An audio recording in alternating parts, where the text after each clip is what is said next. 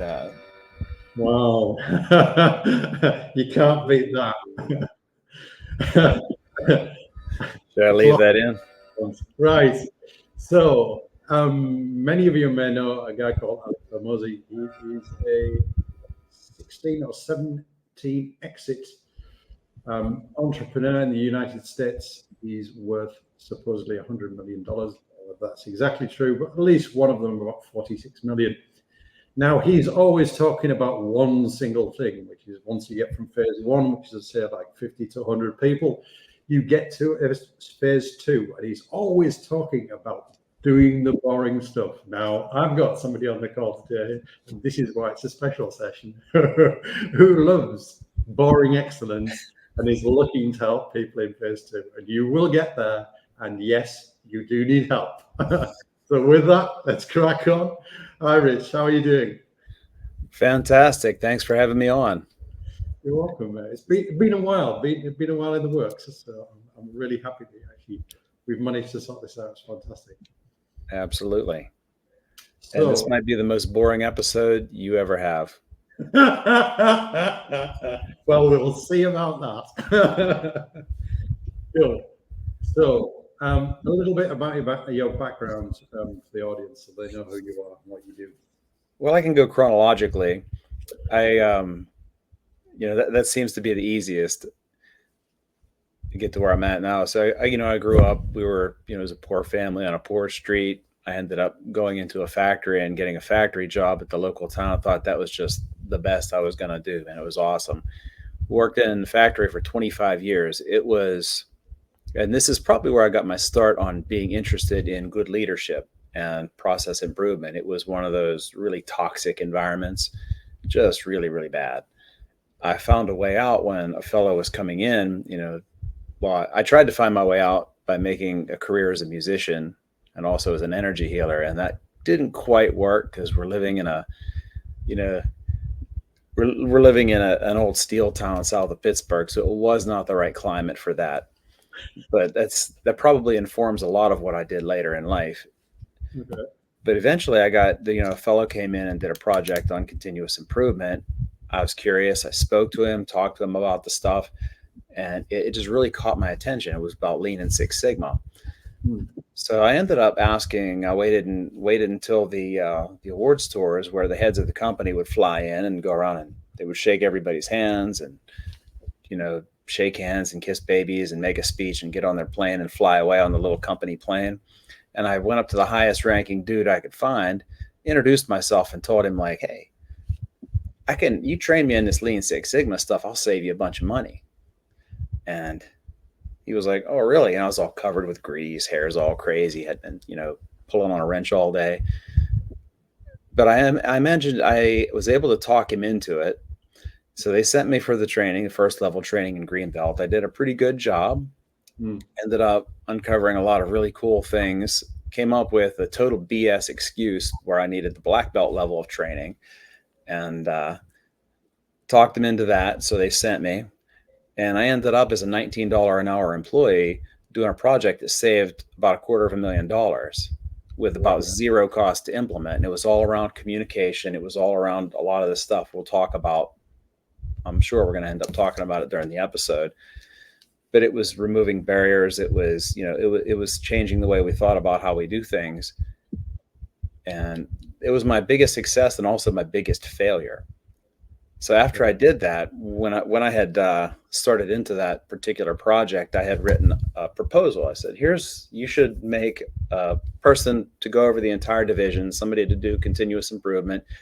Here's why it should be me. Oh, and here's my resume, which was, since I've had the same job since I was 19, it was, very, very, very thin. I fluffed it up with lots of words. And then I put in my 10-year vision for the company. $19 an hour guy. I figured, what have I got to lose? Yeah. Worst case scenario, I come back and do the same job that I hate and nothing changes. So they went for it. And that was my one promotion in my 31 years with this company. Wow. So I went from stacking pallets, and then I was the continuous improvement person, leading continuous improvement for a we had a bunch of operations across 4 countries. I can't give the specifics of, the revenue and everything like that, but it was huge. I'm like, what the heck is this? Yeah, that was my one promotion. So I walked out on a Thursday covered in grease. I walked in Monday, and I am leading continuous improvement for this multinational manufacturing company that is part of this $28 billion behemoth company. I'm like, wow, this is insane. Yeah. So that was a learning experience. Luckily for me, in manufacturing, we were big enough to span multiple countries. It's really impressive and awesome to think about the scale. But we're small enough that I got to work with the CFO, I got to work with the sales team, I got to work with our vendors, I got to work with our customers, and I got this really rare chance to be a continuous improvement guy through every phase of the business, top to bottom, inside and out. I even, fly around on the little company jet. So I'm now one of those guys who comes in, walks around, shakes the hands, make the speech, fly back on the jet. Now that's me. Cool. And at the same time, if something needs done, if there's a project that needs help, or if people need something on the front line, I will still go pick up the wrench, put on the work clothes, and I will go work with people, because in my mind, it's just as important as working with the C-suite. It's just as important as having those small strategy conversations in an isolated room at 20,000 feet. It's just as important to be elbow to elbow with the folks with their hands on the work, helping them to understand the whole picture, because that's, to me, what the crux of the leadership is about. It's about sharing that vision and communicating it in such a way that everybody understands it and everybody can now move in the same direction. Because if you're leading, you're on a journey. If you're not going anywhere, it's not really leadership. It's just managing a process. I mean, I'm going to jump ahead of you. I think I've seen a picture of you with doing one of these in the mirror on a forklift truck. So I can confirm he has done that recently. Yep. That was a lot of fun.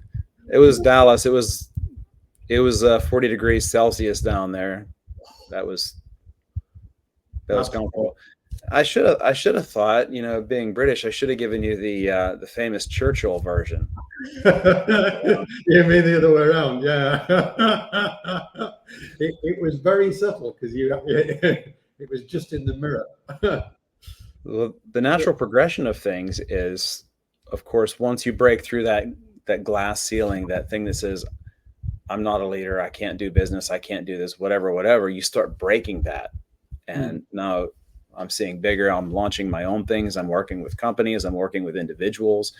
And it's become quite the journey. And there's really no limit to it. There's no limit to it. I'm trying not to dive in and just spoil the whole thing, towards the end. But, that's where I'm at now. I'm getting out, establishing myself on LinkedIn. I still have the salary position, but I'm also building the other stuff on the side. And I started out, and this might be pretty pertinent to lay a good framework for later. I started out thinking that what I was going to be able to offer in terms of, the leadership piece and everything else was going to be my technical skills, my abilities in Lean Six Sigma, knowing TPM, knowing all the different things. And I'm going to be like the guy coming in and I know the stuff and I'm going to do the stuff, but it's really not it. My core offering goes down to the part inside me is like, that grew up as a musician that says, wow, this is just basic common sense. And there's my core offering. People say common sense, but it may be common sense, but it's not necessarily common applied knowledge. Right. And in reality, it goes right back to the heart of the human interaction, the way we communicate, the way we express ideas, the way we have ideas, the way we listen to other people's ideas. Because it's often at times, I think we might be heading out onto the, what do you think about leadership? But I think we've all seen the toxic leader who doesn't listen. It's top down, command and control. They've lost the ability to listen deeply. So communication is not just saying things, writing things, putting things out there. Communication is also listening. Communication is also interpreting. And communication also has to do with the base material you're trying to present itself.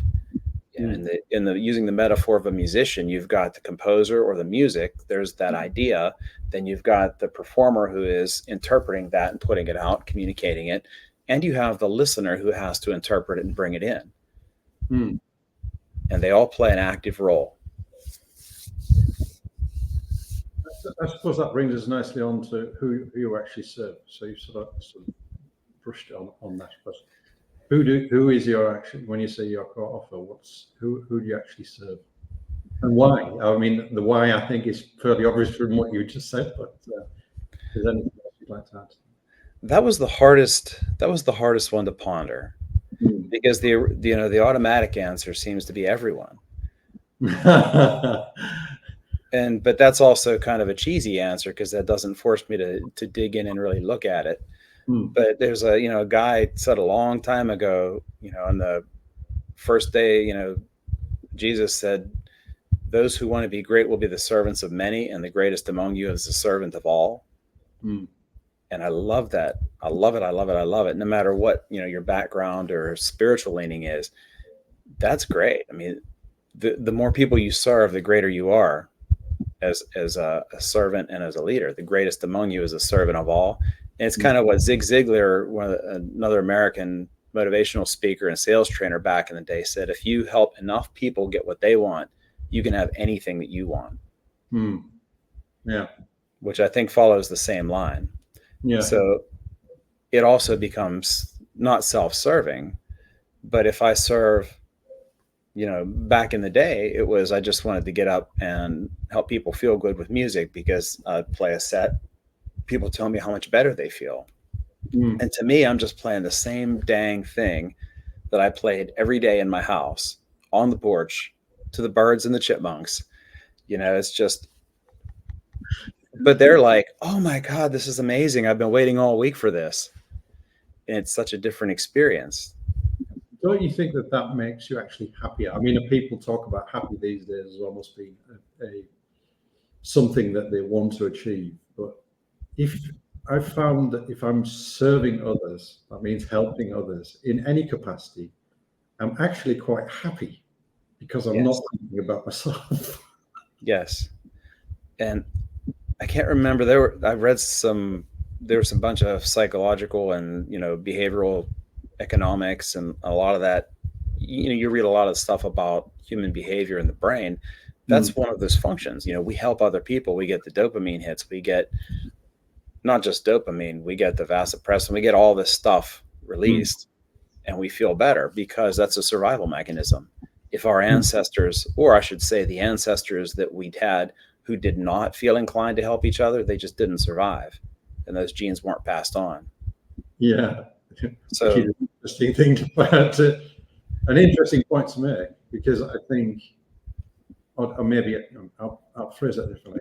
So you think that those, I mean, and this is, like you say, it's quite old-fashioned to serve other people, but do you think, especially with the internet and the way algorithms work, that everybody's being pushed by the algorithm to extremes, whereas in fact those are the very loud extremes, but I find the majority of people, in every sense of the word, actually the silent 95 that are actually helping it, and not the noisy extremists saying no, no, no, no, no, no, no, no, no. And this seems to be something that I think is getting lost, because those algorithms don't try and bring people together, because that is of no use to them.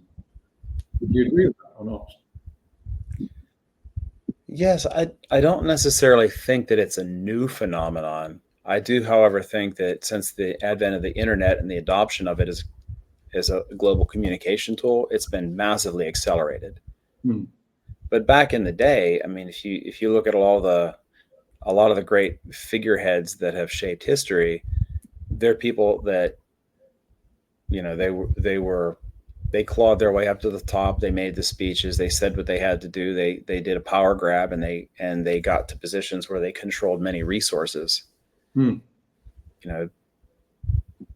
there's the silent 95 that didn't get that, and the majority, or the minority of the 5 they got the power, they got the resources, and they've got the ability to do great things or horrible things with it.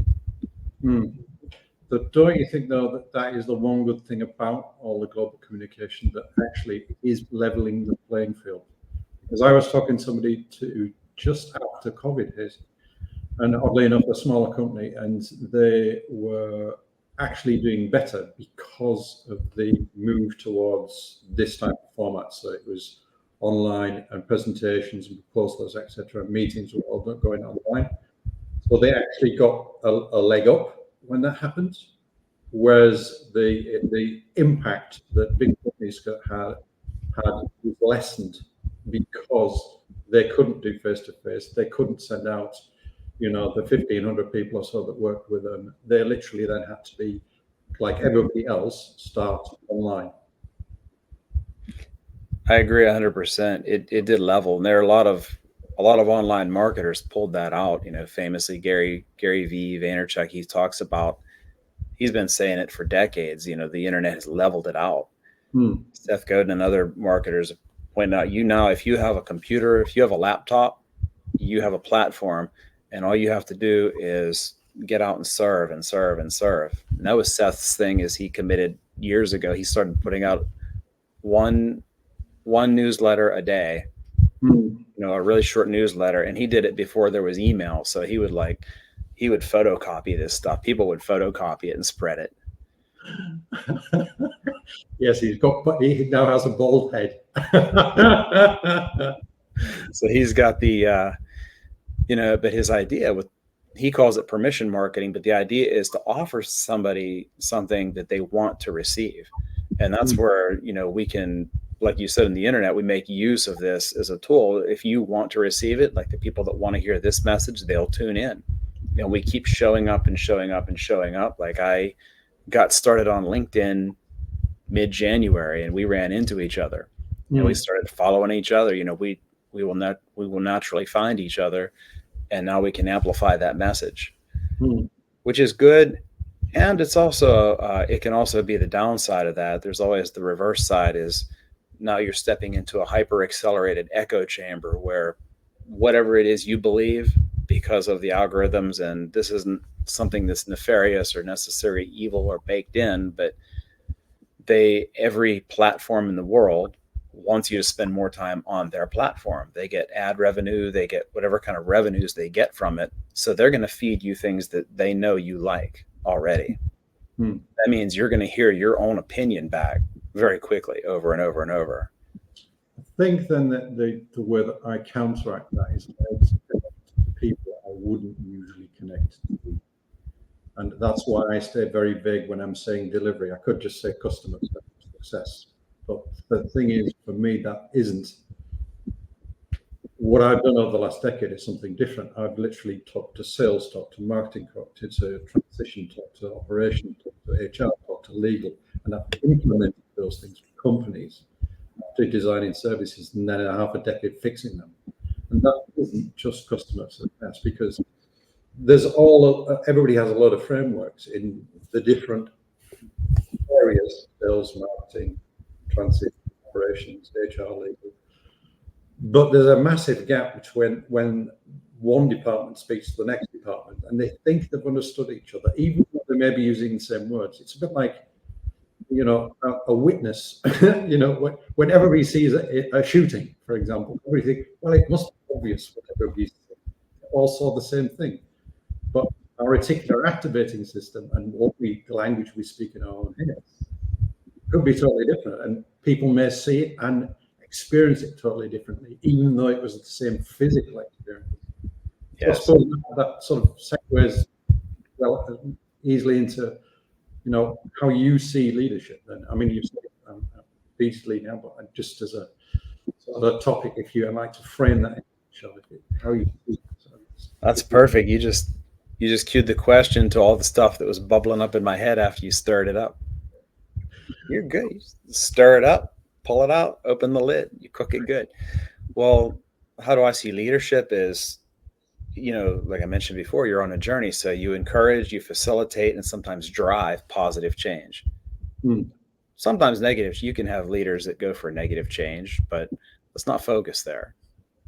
I mean, technically, you could call them leaders because they lead a bunch of people, not to a very happy outcome. But you encourage and you facilitate and sometimes drive positive change. And I think that comes with what you just said.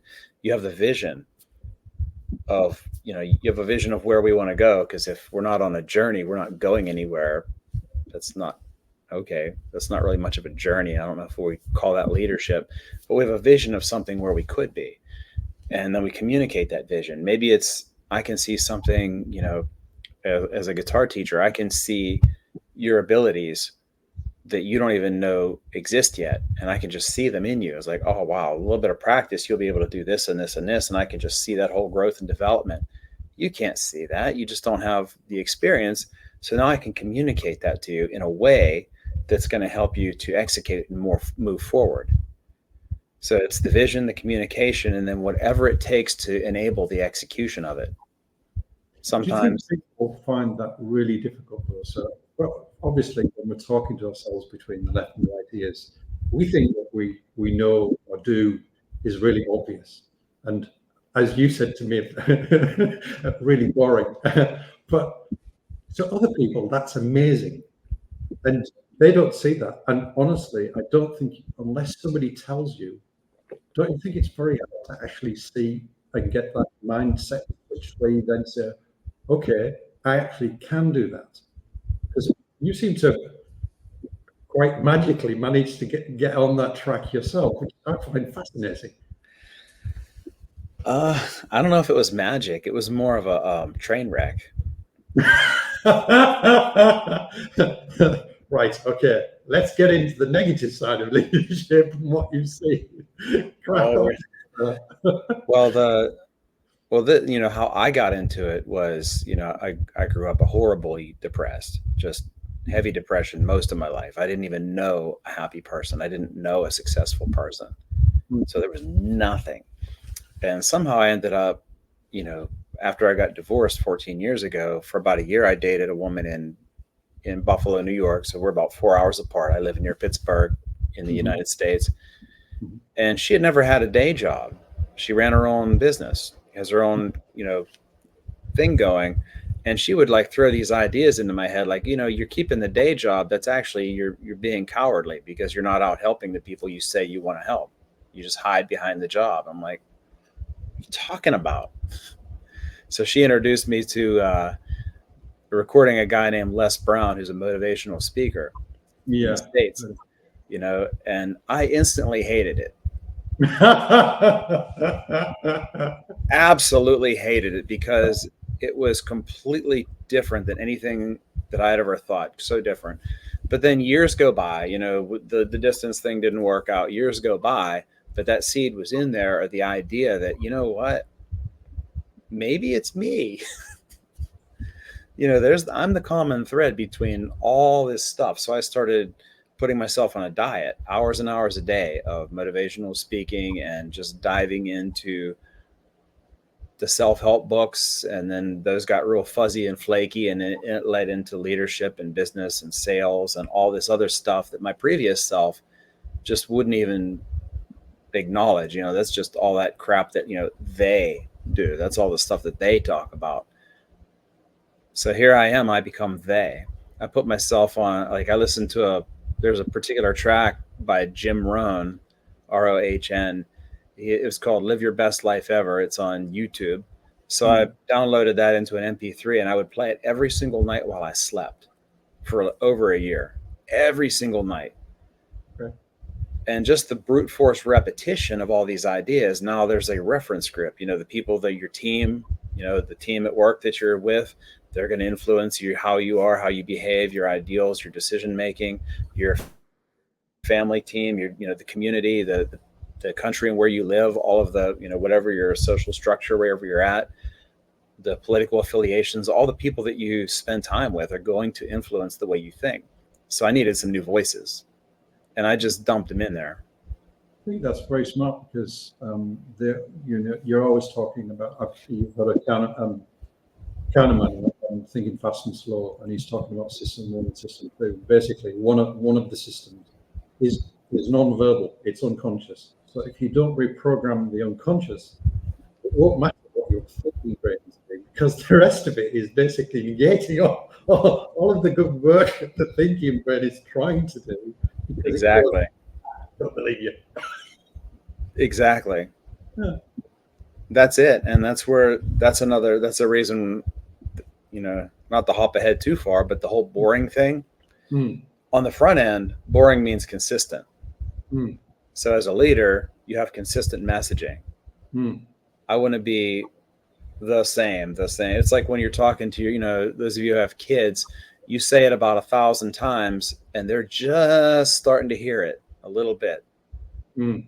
They're not even close to the point where they might consider what you're saying, but they're just starting to hear it. And you've said it 1,000 times. You're sick of it. You're so sick of saying it. But that's it. It's that consistency of purpose. And there's where we talk about strategy and all this stuff. And I don't know if you want to dig into some of the more technical bits later on how do you do this stuff and pull it off at scale. But part of it is baking that into the way that you operate, being intentional about your communication. The fancy consultant word would be strategic clarity. And strategic clarity, from my mind, is me having a vision that is compelling, and I communicate it in such a way using whatever tools I have available. I'm very tactic agnostic. I don't care what specific tools we're going to use as long as it works for you. But the idea that you communicate clearly and consistently so that everybody that I'm working with, whether it's a family unit, whether it's a business unit, whether it's a country, company, whatever it is, everybody can see the same point. Like you said before, we're going to have a physical experience and everybody has a different takeaway from that physical experience. So I want everybody to have the same vision over here, or at least a close vision, so that when everybody's making decisions, it's going to move towards the same space. And that's powerful. Okay. I suppose the thing that I'm always curious about is everybody talks about sort of upsides of leadership, but what do you see are the downsides, whether it's on a personal level or in a team environment? What are the challenges that they go through and how did you overcome them? And maybe you can get into some of your tactics. I like tactics. Something some people can use. Well, one of the first downsides is that temptation to move from a selfish place when you think, I'm the leader, I'm the boss, now I can just make people do what I want. A lot of people get tempted by that. Or if you look at your team, one of the first things I do when I go into a factory and I'm working with a leadership team there, or another business or whatever, I'll talk about, and I'll just use my fingers here because I don't have a board to write on. I'd be writing on the wall here, but I think I get in trouble. Might not be too impressed with that. So you've got a large number of people. There's my fingertips to people. You've got all these people, and they're doing the frontline work.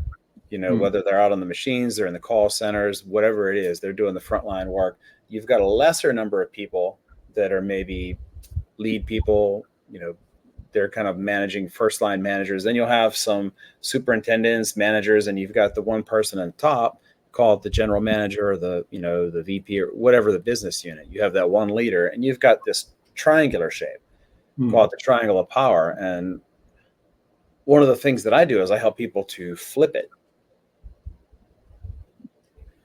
And whenever I flip my hands down, I can see in a room full of people, either the eyebrows go up, like, or the eyebrows go down. I had one guy put his head, eyebrows down, crossed his hands, and he crossed his legs.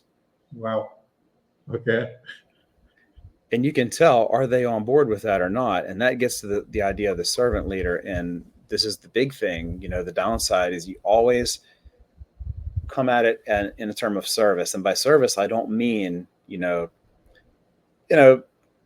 okay, you like a certain kind of lunch, I'm going to bring that in for you. You like to have ice cream after work, I'm going to have it brought in for you. I think that might be pandering. It's nice to do nice things, but I don't think that's what I mean by service. In other words, what I bring to the table, the ideas that I have that we should go, I truly believe that they're going to be of benefit to you. I truly believe that even if you don't agree with them and we go this way, you're going to be happier with the result because maybe I have access to more information, more knowledge, more whatever. And I take everything that I hear in, of course, you're not just hearing your own voice. But whatever I do, I'm doing it because I believe it's going to make life better for the people that I'm serving. And sometimes I'm wrong. So how do you turn or bridge that gap if you've got somebody that's literally sat there and like you said, eyebrows down, crossed arms, crossed legs? How do you turn that around? Because they've at least got to get to the point, like you said, to say maybe. How do I turn him around? Yeah. Um, he ended up retiring. Another one like him ended up being pushed out of the, just asked to leave the company. Right. If somebody doesn't want to, if they just not into that idea, I can't. Man, oh man, did I try? I had some spectacular failures trying to change people like that. Right. So if you've got a position, if you've got a person in a position of authority who thinks that way, the stuff they're not going to want anything to do with any of my ideas, none of it. But that helps me gauge if my job is to work with, say your leadership team, you're the head of a business unit or a factory or a whole, national division, whatever it is. I can look at your team. I can see, well, these folks are going to be helpful. These are the two people that are really going to be a roadblock. So how are we going to address that? Okay. I don't think I can change them. The other downsides, if you don't become intentional with it, it's hard to sometimes see the need for what you don't need yet. In other words, you've got this clarity. You've got, okay, I see the vision. I see what we want to do, and I'm coming at it from a good place. And we're going to put in some kind of, now we're getting a little bit tactical. I like to reduce things to numbers because I'm boring, right? Numbers are, there we go. Everybody's got a favorite number. Numbers are awesome. Numbers are sexy. They're not boring. They're sexy. I'm going to recant that. Yeah, I think Joe says that all the time. But if you can't express your processes in numbers, you don't understand them well enough. And if you don't understand them well enough, you can't control them. And if you can't control them, you can't succeed with excellence. Now, this is at scale. Speaking in terms of individuals, you can go by gut feel and intuition. But as you scale up and you start talking about businesses or communities, you need to understand the processes. So in my lingo, I would call that, say, a performance governance piece. Like, okay, we know these are the levels of things where we're at. We can express these in numbers. Cool. So now you can have a comparison. It's good or bad. That's all they're for. Looking at apples and apples rather than apples and oranges. Is that what you're saying? Exactly. And now if we can make it as objective as possible, to go back to what you said before, everybody's going to have a different version of it. I'm in nectarines, you're in apples. Like tomorrow I'm coming in oranges, and then like here you come with the bananas. And I can see you just coming in and going bananas. I can see it. But what if we all have we have these same units, and now that drives discussion? And it's not about just playing with the numbers, because remember, there's three things you can do when you're trying to improve a system or improve like the numbers. You can either mess with the numbers and screw with the numbers, play with the books. You can screw with the system. Like, hey, let's just take the stuff and put it on the truck and call it shipped. Or you can actually improve the system. Now, improving the system is what I like to do, but that is by far, takes the most work. So most people don't. But we get it into the numbers, and then the next thing is we know what good or bad looks like based on some numbers on what these things are. And you got to be careful on how you do it. But now you set in a system of reviewing and responding. Okay, sometimes at the end of every hour, you take a check. Are we winning or losing? That's the question. We know what good and bad is, so I can look at it now. Am I winning or losing? And now you set up a system. What needs to be looked at hourly, daily, weekly, quarterly, and it makes different people in different parts of the organization are responsible for different numbers, different KPIs, those key process indicators. And the word indicator is really important to keep in context, because it's not a perfect truth. It's just an indicator. Well, don't you think there's lagging and and leading indicators. I think that's the thing that people don't realize. They think when they talk about KPIs, it's one thing, but actually it's past, present, and future. Right. And if you and don't bring them together, then and have that balance, then no KPI will work. Right. I don't know if you see that. I'm trying not to nerd out too much because we've only got. Sorry. I You're a nerd. Believe it or not, I got OSI Soft, a huge data company. They flew me out to San Francisco once to talk about just metrics like this. Just talk about metrics and storytelling. You know, fly me across the country just to talk about that. And I filled up an hour just talking about this bit. So I got to be careful with myself because So that we'll draw a line under that one. We'll draw a line under that one. But like you said, you're looking at. I think I can put a nice little bow on it. You've got leading indicators, you've got lagging indicators. The leading are here. These are the things we want to do. These are the activities, and the lagging indicators could be the results. There's the balancing metrics, because everybody knows how to fudge a number to make the needle move. But a balancing metric is, okay, we're going to watch this because when you fudge this number, this thing's going to go too. Yes, which is 2008 banking crisis all over. Yeah. That was somebody fudging the numbers. So absolutely, and they got massively wealthy doing it. Oh yes, making a mess. But you're reviewing it and different numbers for different situations and time intervals. But you're reviewing and you're saying, are we winning or losing? And if something happens, if this number is supposed to be here and it drops down significantly beyond this point, okay, that means something has happened. And we have to decide that, and there's a lot of work that goes into that. But once it hits here, something has happened. Now we have an automatic response. This is great because now we're building this into the culture. Normally it would be like you ask the leader, like, oh, Gavin, what are we going to do? What are we going to do? Wait, he's in the bathroom. Oh crap, we can't do anything for 20 more minutes. He's reading the newspaper. So now what we're doing is we're decentralizing command, and now we're enabling people to make decisions without the leader being present. We're enabling people to we make sure that everybody knows where we're going and what it's for. We make sure that they have the numbers so that they can make good comparisons and make good decisions. And now we start to build in these trigger points. Well, this is what happens here. This is what happens there.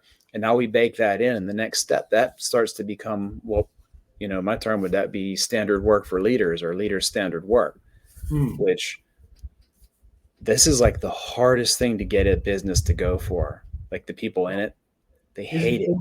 Isn't really? Okay. In my experience, I thought that would be the upside of it. The leadership then drops from on high, somebody with a title or authority, and sinks down. I don't know if you've heard of the guy that's I think he was a captain on a Los Angeles class submarine, and David Marquette. Yeah, I mean, I've read that guy's workbook. Amazing, because it dropped leadership all the way down to the people that actually knew what the process really looked like at the nuts and bolts level, and said, I intend to do this. Which meant that he didn't have to have all of that stuff in his head.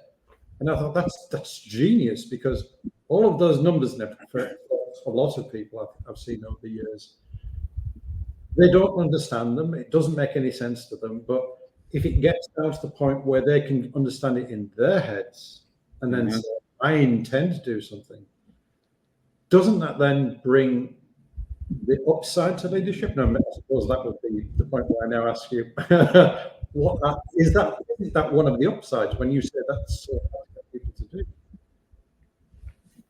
Well, the upside, it would be just the inverse of the downside. And yes, if you got people that understand the overall mission, and that's a great book, by the way. I recommend it to any of the listeners right now.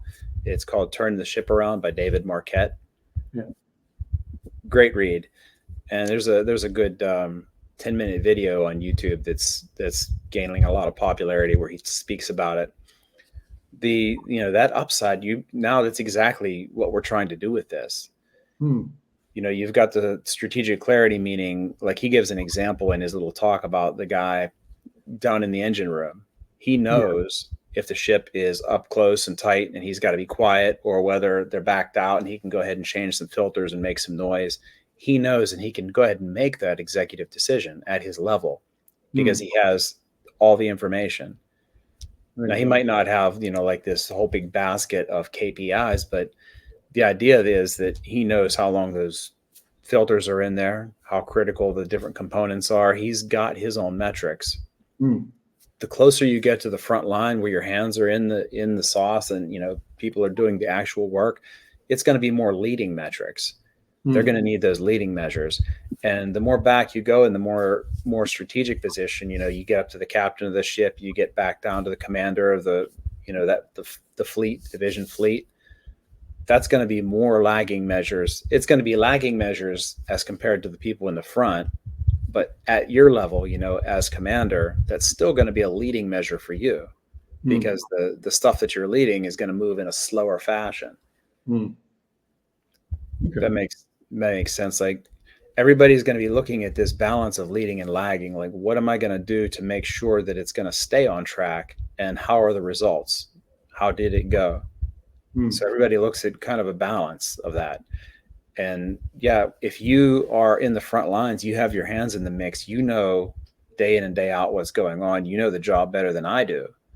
And if I can communicate and I do a good job as a leader so that how your work fits into and supports the greater mission in a way that you're bought into it and you believe in it, that's going to be powerful. And then you can make those decisions, and it's going to be the right decision.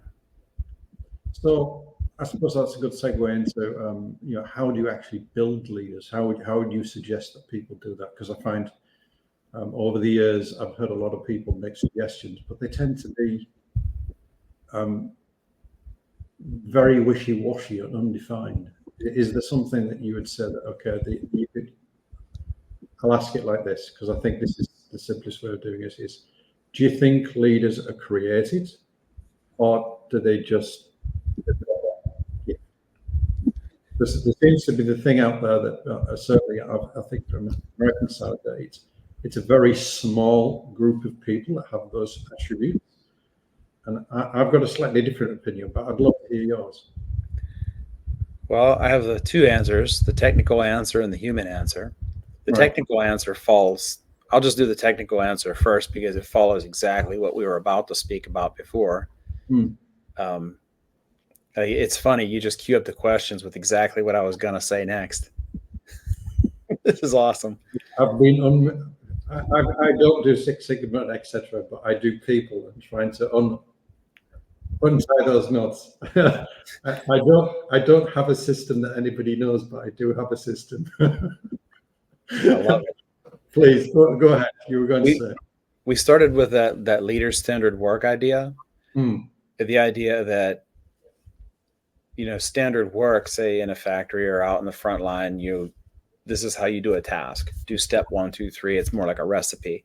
This backs up, and most people, like, if your day job is to walk around, check on things, help people, support people, drive production, whatever, and it's not really defined. And then, here comes Rich saying, hey, let's define this. Everybody loves that, right? Oh, yeah. So, but what it really is it says, okay, we know this is the strategy. This is where we're going for the year. This is our overall thing. This is what we're going for. These are the numbers we're looking for to get there. This is what we're trying to put into it. These are the activities that we need to maintain. This is the results that we need to get. These are the balancing metrics to make sure we don't, fudge the numbers and make something else go goofy. Cool. We all know that. Here's some review and responses. We have that baked in there. And now I can say, this is your expectation. This is what I expect you to be working on a daily and weekly and monthly basis. How you do it is up to you. The expression of your leadership is up to you, how you accomplish it. But the idea that, okay, we both agree now, we can look at it and say, this isn't like a job description, but these are the things that you're responsible for. These are the expectations. These are the results that we're expecting as well. And also, Oh, yes. I'm sorry. So you mentioned something interesting there. You're saying that it sounds almost like that's coming from the outside, but don't you think it's really to activate that properly? It needs to be their intrinsic decision, so that they, if you ask them questions and they sort of come to the point and say it themselves, and then go, Yes. then that will actually have lasting change, because otherwise you are then, when you've been talking about leadership, just saying, do as I say but not as I do, or it feels like that should. Okay. Yeah. That's it. That is a really good call out. Whenever we're going in, working with an existing team, I will ask people to build their own leader standard work. We Okay. all as a group get together, say a steering team or a management team of a facility. You get together and say, okay, this is the strategy. This is where we're going for the year. Maybe it's in line with corporate. Maybe it's like we're our own thing, whatever it is. Here is the vision, the strategy, the direction. All right, here are the numbers we're looking at. You guys handle these numbers, you guys handle these numbers, and they decide on their own. They say, okay, this is what my job is, and these are the numbers that I need, and they pull it in from all the different KPIs that we talk about. These are the things I need. These are the leading indicators I need. These are the numbers that they express the results that I'm responsible for. They already know this, so they build their own, and then they say, well, what activities are important for you to make sure that you maintain all that, and they will list out all the activities that are important. They'll build their own. Do you have Quality Street in America? It's a set of chocolates from Cadbury, I think, where they've all got different. They're all thrown into a tin with different flavors, and everybody seems to pick the ones that they like. Sounds very much like that. It is. Well, if you had a buffet full of information in front of available, you're going to pick the stuff that's going to help you to do your job, which is a lot different. And it's the opposite from most, data consultants, where they come in and they have ready-made software that they just cram down your throat, and then you have to work around it. Yeah, I think this is where I have a slight heart attack when people seem to think that a software can fix people. It is the most insane. I mean, in the tech space where I work, we think that the frameworks and the tech is everything, but the challenges are never around the code or the tech. It's around the people and how they do the work. Right. And we seem to think that we can fix that with code, which never works. And why people, I think, it can. It's, I think, with computers these days, it seems to be that they imagine that it can be fixed because the numbers are the truth, in quotes. Do you think that's something? I mean, I don't know. That's just me spitballing. What would you suggest? I think the order of operations is backwards. I think that, and this is what I've been doing lately. I've been talking to a lot of these, big data consultant companies. Most of them, I want to partner with them because I bring the human element in and they do the technical element. And the order of operations is, if you did that human piece right, if everybody understands, the strategic clarity, they get that piece, they understand where we're going, what the vision is, the direction, and then everybody understands what numbers they're responsible for, they'll build their own KPIs, and then you can build a dashboard for them. And then you can automate that. What most of the time happens is they come in and the person with the code is going to have the bias, like you said, Daniel Kahneman, and that they're going to have that unconscious bias of, wow, I really think these are cool numbers. I'm going to give this to you. And you're like, these ain't the numbers I need. I'm sorry. I'm laughing because I've seen this so often. It's painful when it warps. They're trying to then use that standard, and they wonder why it doesn't work. And then it gets better, because we deliver you these dashboards with all these numbers that we think are cool, and we're going to add value. And it's like, we're going to add value with our solution, right? Mm, So we give this to you, and then you say, well, I actually need it to be changed so I can do my job. And we say, mm. well, we already spent all the IT time on your department. Yeah. Is that has that ever happened? No, of course not. I'm not. I'm not going to go down that route. Once or twice. So all Otherwise, I do is we might be here for a long time. I suggest flipping the order of operations. So if you do the people side first, and I'll go in, I'll work with people. I suggest using whiteboards. I suggest, just pieces of paper. Let's print it out. Hey, here's a piece of paper. Let's write some stuff on it, print it out. And you know what? If it needs changed, we can just change it. And you get to the point where you go through several weeks and nobody's changed anything. And you ask people if it's helping. They say, yeah, this is helping. Now you can automate that. Because if you have a crappy process and you automate a crappy process, now you have accelerated poop. I think Elon Musk actually said this when I was listening to his book from Isaacson, and he came to the realization that you have to do what you just said, because he thought he could just not do that, and it ended up being a complete mess. Which Elon, you may call him crazy, but he does build stuff, and it is engineering. It's a physical product, and it has to work, at least for his rockets, etc., perfectly. So I think in the sort of the tech space, we seem to think that there are no such rules, which doesn't really do us a service, because we think we can bend reality with those things, which I think is something that we need to get away from. But there you go. Right. Okay. We've got through the creation. All right. Here we come to the last one. Right. I'll let you loose on this one. Sorry, I'm just my eyes are watering. Apologies. Which is all the questions I've asked. Is there anything I haven't asked which I should be asking? And I know that's going to get some answers. So crack on. Could I answer one that we just touched on earlier, and I didn't quite wrap around the human? Sure. This will be a short answer, I promise. I know we're getting to the top of the hour. If someone wants to become a leader, like we're talking about my journey back in the day, I think it's two things. One is you have to be willing to serve. We talked about that at length. And two is you have to be willing to make decisions, sometimes difficult decisions, and stand by the consequences of them. If you're willing to serve people, to add value, to do something and put effort into making things better, and you're willing to make a decision and you enroll people, there you go. You're a leader. It's making a decision. Yeah, I suppose that I always talk about there's a difference between being a leader and having authority.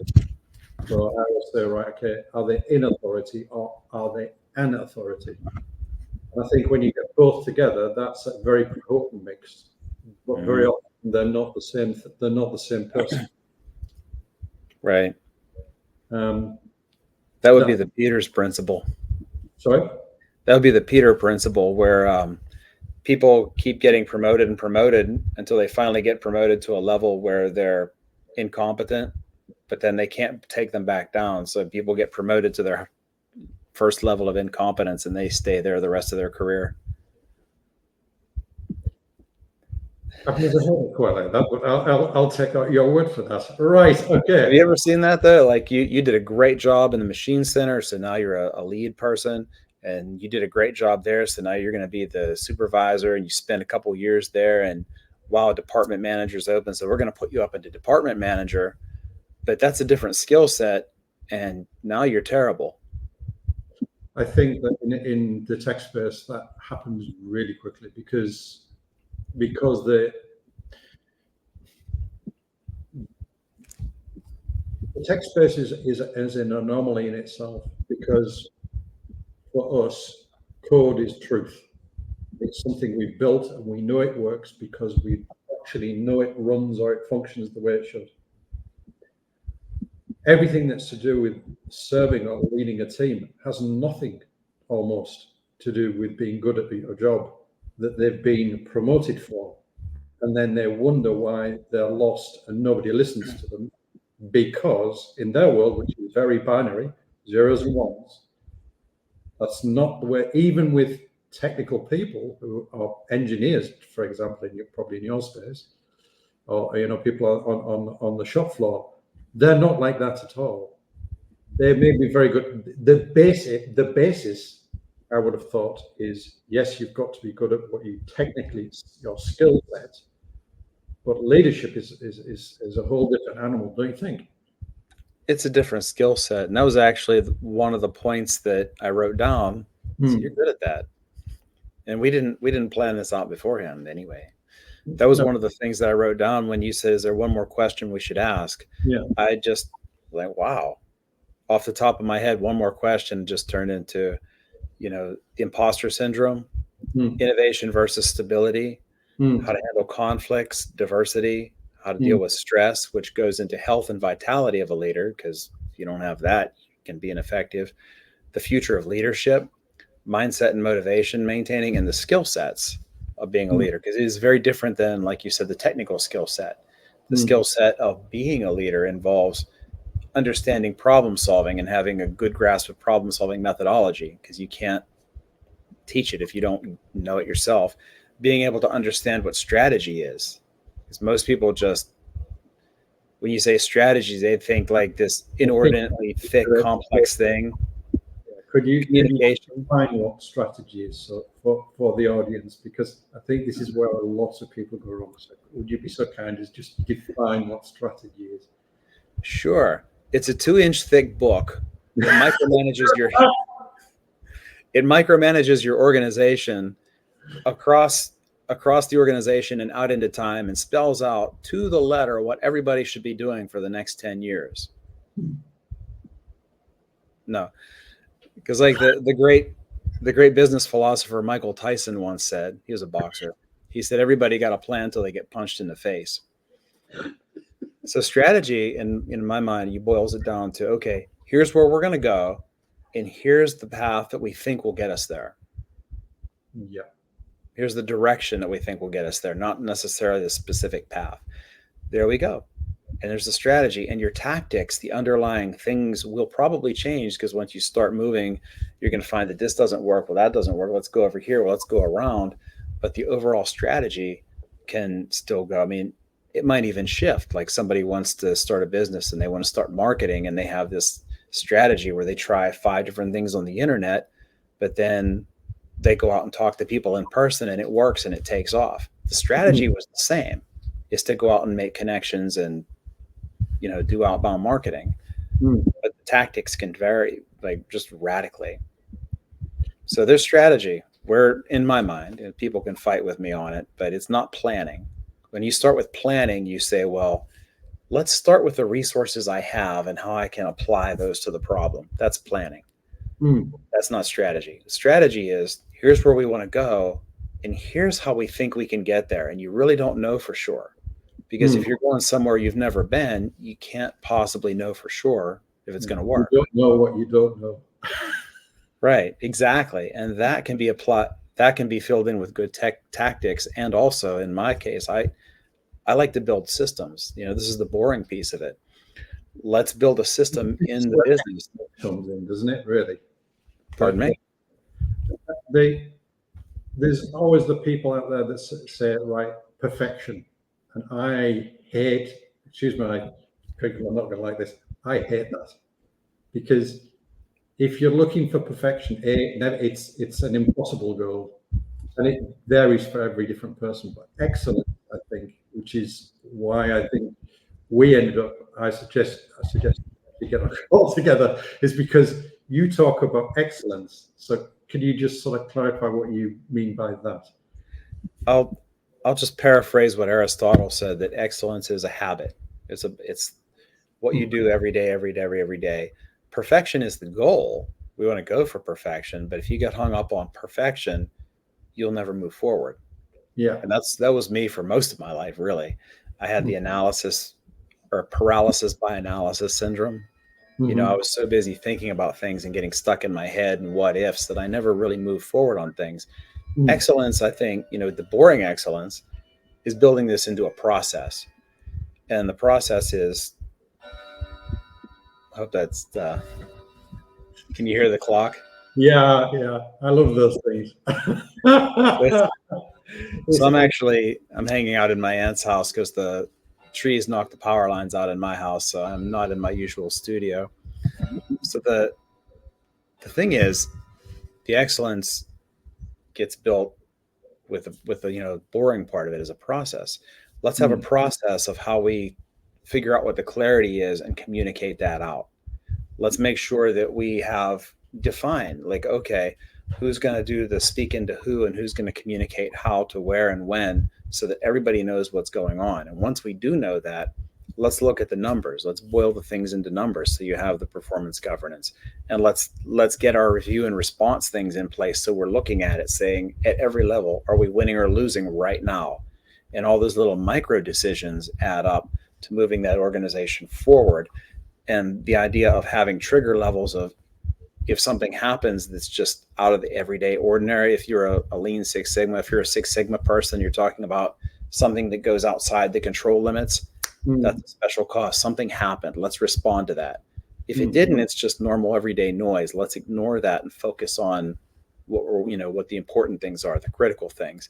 And then having that standard work for leaders, that agreement, that accountability, and that commitment to say, hey, everybody knows what they're responsible for and what your job is and what you're expected to do and how to deliver it.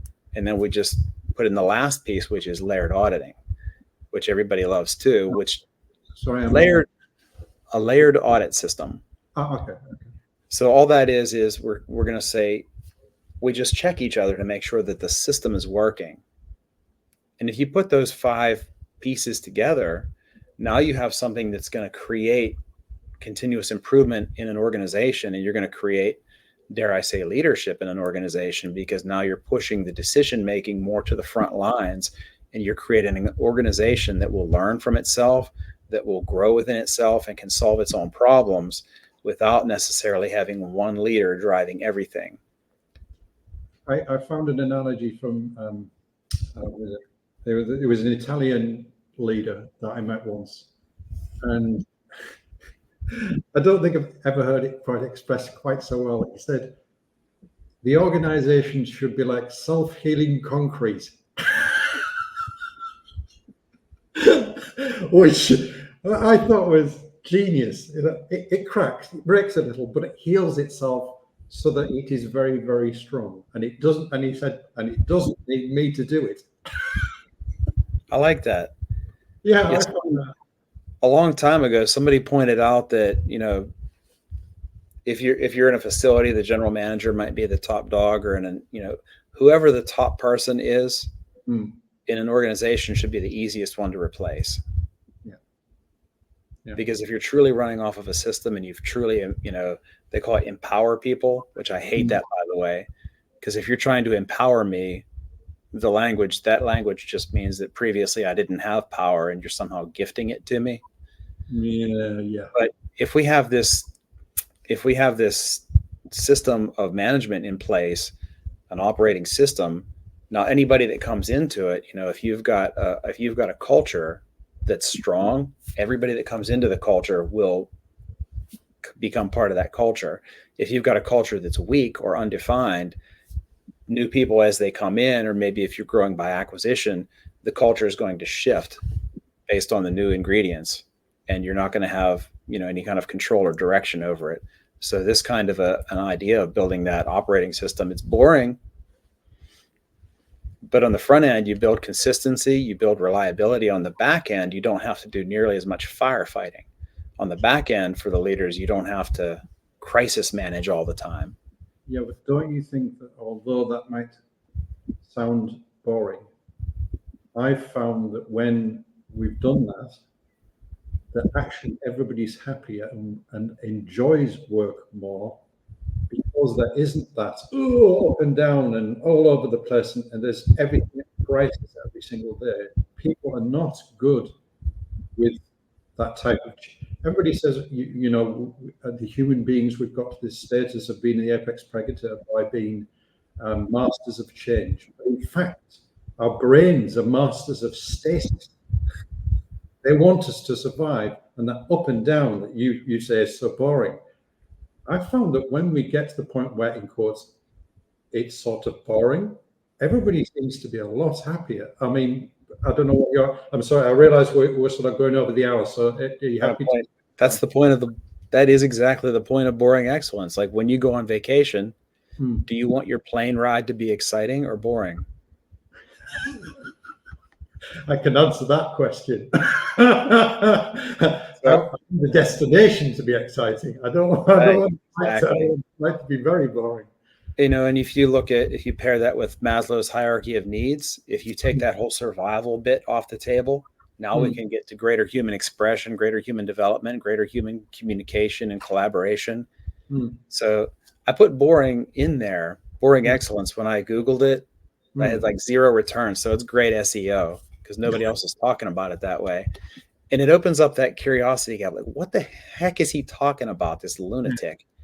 But really what it is you replace boring with stability and consistency in the front end, and you get stability and consistency on the back end. And I believe that helps us grow to be better people, better organizations, and that helps us to do all the things that we're really, as humans, we're supposed to be doing: creating, collaborating, working, improving, being flexible, handling change, creating change. Because if you're not afraid of all the stuff coming at you, if you're not dealing with constant crisis, constant, all the stuff that happens, then you will change things on your own to make things better. Do you think then that people are also more open? And oddly enough, you've got to that boring stasis, and then people are actually more open to doing something, which is what a lot of leaders talk about, saying innovate. But oddly enough, I found boring is better, and then people innovate.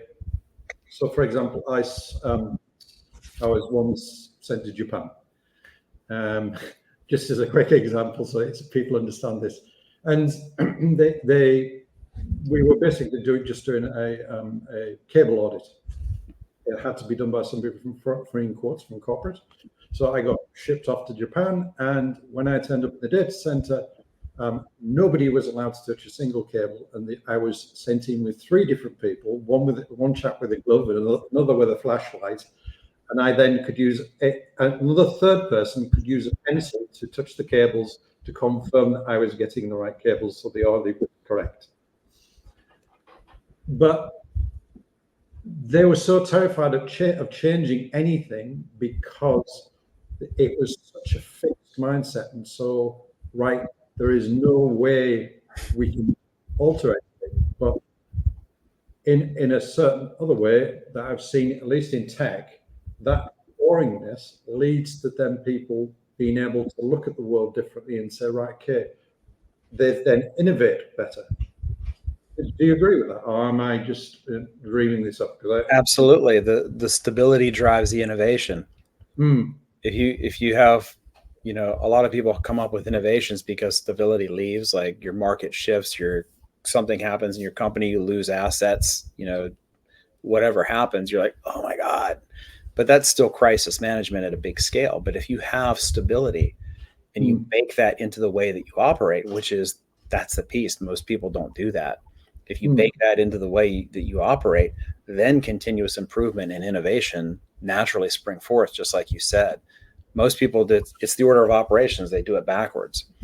In my opinion, you'll have people spending massive amounts of money and resource and time and energy trying to run this continuous improvement programs, and they're trying to continuously improve something that isn't stable underneath. So like the underlying structures, the underlying foundation isn't truly stable, so that when you try and create improvements on it, it doesn't stick. It goes right back to where it was. So this gives you the framework to build on. Is that thinking? So I realize we're sort of overrunning. You're happy me still asking questions? Is that okay? Absolutely. Yeah, I have plenty of time. As long as you're good with the time and you're okay with running over a bit. Yeah, I'm fine. I know you've got a power outage, so there's not really much you, you can do. So,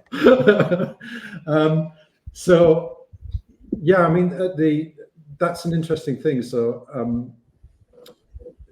the odd thing is they will companies spend a lot of money on tech, but they never ask themselves. I find the most fundamental question is, why do we actually need it? Now, I'd like to know what your perspective is on that, because I'm not in the manufacturing space, but I'd just be curious, because obviously the variables on your side have a real impact. In tech, it's really easy. We can change code all day long, and every day, and 10 days of the week, in quotes. But how does that look on your side of the fence when it's got physical products that involve and real people that are actually doing real physical work? The concept is the same. It's just a lot more expensive and time consuming, the more tangible and more physical the assets you need to change. But they do the same thing with code, exactly what you're saying. People are people, and people are going to behave like people, react like people, organize themselves like people. So they're going to do the thing where, companies seem to have the 3 stages. Like, we're too busy. We don't have time for this continuous improvement stuff. We don't have time to look at that. We got to deal with what we got to deal with right now.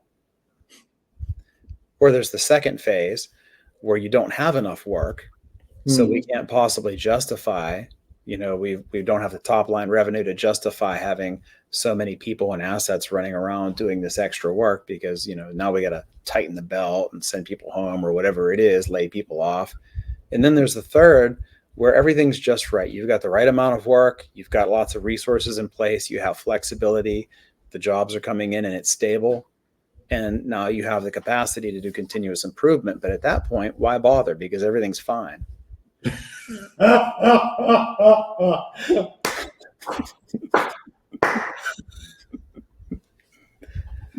And with that, we've just talked ourselves both out of a job. Right. I'm guessing you've seen that. Yeah. So we've got Rich Holland here, has made a comment or two. So let's just see what Rich has been said. I'm sorry, Rich. We were getting into it, and unfortunately, there's one thing you don't know, which I didn't say right at the beginning for some of the mechanics, is there is a tremendous lag between LinkedIn and what Rich and I may be saying. So if some of these are out of sync, then I apologize. So let's have a look. With great strategy, planning alternative paths as plans don't normally happen. Oh, I see we have comments. I didn't see that before. No, because we've got a time lag on this. It's actually quite horrendous. It's like something like 30 to 40 seconds or maybe even longer. Oh, wow. So, well, Mr. Rick Holland was one of my mentors. Right. Brilliant guy. Okay. So can you see the comments as well, Rick? I see 3 of them. Okay, yeah. Down to have to be able to pivot quickly. Would like to respond to that, since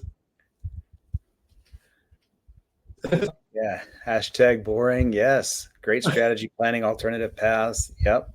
I mean, we're all singing to the choir back here, like just agreeing and saying absolutely. You have to be able to pivot quickly, and I think that goes to what we were talking about with the strategy versus tactics. The tactics can change in a moment's notice, but if you can continue the same strategy, I think that's what he's saying, and I would agree completely.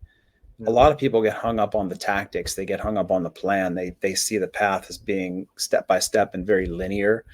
I've never, like, as a musician, I don't think I've ever played a show that went as planned. And nobody notices. That isn't a profession. I'll say that. Yeah. So I'll revise that. If you're a professional, you're going to see the mistakes because you know what it should look like. Maybe but if you're not, nobody else will notice. I think that's also in business. I think it's the same thing. I mean, you're talking about the service. I love it. The delivery. I mean, the delivery is serving the customers, and in my language, I would say internal, external customers. Everybody is a customer, but you're talking about delivery. But it's the same concept of as long as you deliver and they're happy and you get them what they want and the time that they want it for the price that they agreed on, that's good. You know, if you had to sidestep a few things, you had to move things, and I'm not talking about dodging ethics or cheating or shortcutting a system. I'm talking about, you know, a logistics thing comes up and you have to go get an alternate carrier, whatever kind of barrier comes up, you work through it. I think that's great, and that's necessary to do that. You follow the same strategy, you follow the same guidelines, then you can get into, you know, you talking about a defined company culture, defined way of thinking, like being very clear about how we're going to do the right thing. And then now that's a whole other show there, talking about how to create that culture and create the awareness, create the mindset. Because how many companies have those nice big banners where they say we're going to behave this way, but they really don't. Don't you think that's so? I learned. So I'm a third generation business owner. Just so that's clear to everybody. What that then means is I grew up in a company. I know that sounds really weird, but my grandfather and father demonstrated things. They didn't say much to the people. They just asked questions that you felt something is wrong here. They're still asking questions. Why are they asking questions? Until you could realize that yourself. And then it was like somebody almost peeled it was like going from having you couldn't see in color, from being, and then seeing a whole new world, which I'm not too sure how do you get that realization? When is it clear to people? I'd be curious how you sort of handle that type of thing. If you've seen that, and do you think that it's that much of a revelation to people? My understanding is that's what coaching well done looks like. You know, if you're just training somebody, and there's a time for that. If you don't have the time, you have to respond very quickly. I might just have to say, hey, no, don't do that, do this, and then talk to you about it later. But if we have the time and I really want you to get it and grow as a person, then I'll invest the time in letting you make mistakes. And there's where we're, you know, this goes into an education piece. How do you, I think this goes back to the point about how do you train and build leaders? How do you build leaders? If you get the education, you ask questions. You know, that's how Socrates did it. You teach by asking questions and asking questions, and they come to the conclusions, and you do it in a safe place that's safe to fail. Meaning you're not going to make trillions of dollars or whatever, but you know that if you mess up, it's not just going to be terminated. Because like, I can't remember who it was, but I heard a quote. Somebody was talking about, you know, he had just made a $500,000 mistake, you know, and he screwed up. And they were asking the boss, like, are you going to, you know, terminate this guy? And he said, we just spent $500,000 having him learn this lesson. Why would I want the competitors to benefit from that? So I actually can go on better than that, and it's a real experience. We delivered $1.5 million worth of kit to an incorrect building, a very large site, and neither of us got fired. So it does exist. I know this just so that people understand that maybe in quotes a bit of a folklore thing, but it really those type of leaders do exist, because we did not get fired. He said the only thing he actually said to us was, "I'll take care of it." That was it. That's really cool, and I'm sure you got a lot of learning out of it. Yeah, I did. Check shit first. And see, that's where I would make the pitch for having a system and process in place.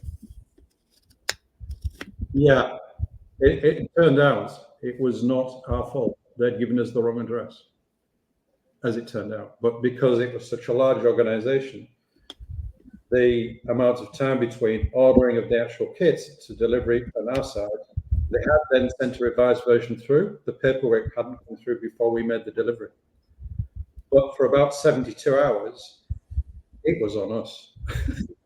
I don't know about you, but if somebody loses $1.5 million or something, you are not popular. No, Just started. that's certainly not something that you would you would want to foster doing a whole lot of, which is what I think. Like there's the education piece, teaching people how to do problem solving, how to do continuous improvement, how to do whatever methodology you like. Pick something and use it. Make it the language and the way that everybody does it, and safe to have failures within reason, of course. And you get into the true coaching, and that becomes the model where we truly coach back and forth, and we ask questions and we have conversations, and that's where we help people to really see the deeper levels. Now we're building leaders in the organization. I think the critical piece to talk about here is building that into a system, building that into a codified, defined way that we operate, like a business operating system. And then you have something that's going to last forever. I agree. How many times have you seen a company, the leader leaves and the company loses its way? Like Simon Sinek talks about it, and it's fine, start with why. Some great companies with great leaders, and then the leader dies. Like, look what Walmart started out with. Sam Walton knew the names and he knew birthdays of his cashiers, and then later on he's gone. Now look what happened to the company. And so many companies like that. You lose the founder, you lose the leader, but the culture is not truly embedded in there. The ideals and the values aren't embedded into the way we do business. So that's where I would go with the systematizing, which is always #boring. And I see Rick's comment just popped up on. Completely agree with what Rick just wrote, and he probably wrote that 10 minutes ago, but yeah, that's why I was grinning the whole time. Sorry, Rick. We don't know each other, but I already agree with you. Right. Okay. I know we massively overrun. So first off, well, thank you for the time. That seemed to put a good bow on it.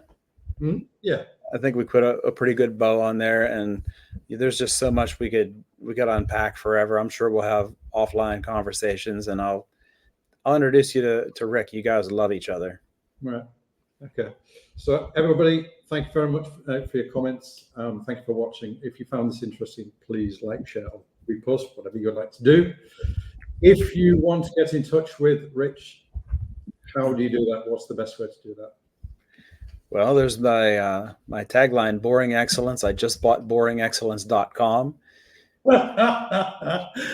Okay. Which currently boringexcellence.com and Rich Sigma, like Lean Six Sigma. So Rich Sigma was a nickname that I got when I was working. Either of those two will bounce right over to my LinkedIn page. Hook me up on LinkedIn. My email, rich@boringexcellence.com, should be live in the next couple of days. I have a power outage going on, so I haven't been able to do that work. But, hitting me up through LinkedIn, following and connecting on there is a great way to do that right now. And I'm looking forward to having a lot more conversations with, I'm sure you have a great following here, because it's pretty obvious that you care a lot about what you do. And, the subject of good leadership is very important to you, and you bring all that to the table. It is really obvious. So I'm sure that you have a lot of great people tuning in. So I'm looking forward to those conversations. Yeah. We'll see. I always try and find people that will add something to the conversation, because I think in a time when the world seems to be going a little crazy, it's good to hear what good leaders talk about and think, to see that that's an example. That's what I think. And with that, I've just got to do one last thing, which I had forgotten to do, which is the sponsor of this episode. And that is Specuro Consulting. They are a fractional business that provides an expert advice in a way that any company, big or small, can afford. And they do that by charging for the hour. It makes it easy so that you can actually, they integrate with different sizes of business. It doesn't matter what size, but you get experts, and they do that as a service, consulting and resource augmentation in IT security, PMO, and transformation space. And I suppose that the one thing that makes them stand out is the fact that they integrate in the team into the teams really quickly. They because they have years and years of experience, sometimes actually hundreds in some areas, they then can help your team get something done and then back off and say, right, okay, this is done. It's got, it's all been tied up with a bow and everybody understands what they need to do.